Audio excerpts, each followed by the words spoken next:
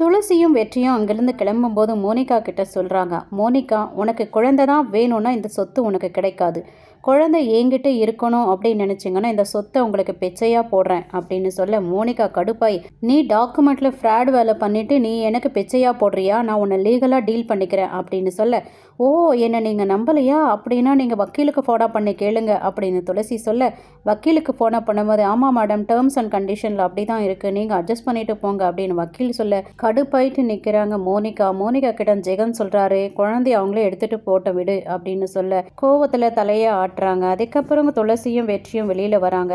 வெற்றி துளசி கிட்ட, madam madam போதும் மேடம், என்னை நீங்கள் புகழ போகிறீங்க, சரியான நேரத்தில் என்னையும் குழந்தையும் நீங்கள் காப்பாற்றிட்டீங்க, உங்களை நான் தப்பாக நினச்சிட்டேன், நீங்கள் ரொம்ப நல்லவர், உங்களை நான் புரிஞ்சுக்கிட்டேன் அப்படின்னு நீங்கள் சொல்ல போகிறீங்க, அதோடு மட்டும் இல்லாமல் எனக்கு நீங்கள் ஐ லவ் யூ சொல்ல போகிறீங்க அதுதானே மேடம் அப்படின்னு சொல்ல உடனே துளசி, வாயை மூடு, உன்னை நான் எந்த காலத்துலையும் நம்ப மாட்டேன், இங்கே நடந்த சீன் எல்லாமே நீ ஏற்பாடு பண்ணது தான், ஜெகனையும் மோனிகாவையும் நீ தான் கூட்டிகிட்டு வந்த, ரவுடிகளையும் பின்னாடியே வர வச்சிருக்க, இப்படியெல்லாம் பண்ணால் நான் அவன் கூட சேர்ந்து வாழ்வேன் அப்படின்னு மட்டும் நினைக்காத அப்படின்னு காரி துப்ப வெற்றி நல்லா பல்பு வாங்கிட்டு வீட்டுக்கு கூட்டிகிட்டு போகிறாரு. வீட்டில் ரெடியாக இருக்காங்க. இவள் வந்தாள்னா அவளை திருப்பி நான் துரத்தி அனுப்புவேன் அப்படின்னு வெற்றியோட அம்மா சொல்ல, அதுக்கு வெற்றியோட அப்பா சொல்கிறாரு, வேண்டாம் வேண்டாம் எந்த பிரச்சனையும் நீ கிளப்பாத அப்படின்னு சொல்ல, அதை கேட்காம வெற்றியோட அம்மா கேட்குறாங்க, இந்த வீட்டை விட்டு வெளில போடி, திரும்ப எதுக்கு வந்த,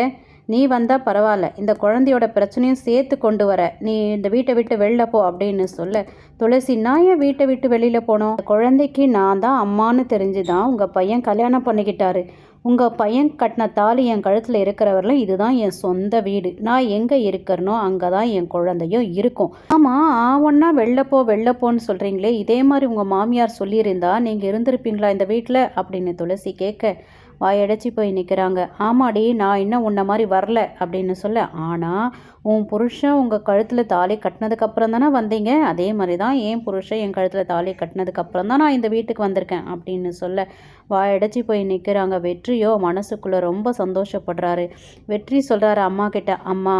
புள்ள பூச்சியாக நினச்சி நீங்கள் கொத்திக்கிட்டே இருந்தீங்கன்னா அது ஒரு நாளைக்கு கொட்டும், அம்மா புள்ள பூச்சியாக இருந்த என் துளசி இப்போ சிங்கமாக மாறி இருக்கா, அம்மா நீ அமைதியாக அவங்கள மருமகளாக ஏற்றுக்கிறது தான் உங்களுக்கு நல்லது அப்படின்னு சொல்ல அவங்க அம்மா முறைக்காதம்மா, முறைச்சி என்ன பண்ண போகிற, அவங்கள மருமகளாக ஏற்றுக்கோ அதுதான் உனக்கு நல்லது அசால்ட்டாக சொல்லிட்டு அங்கேருந்து கிளம்புறாரு வெற்றி.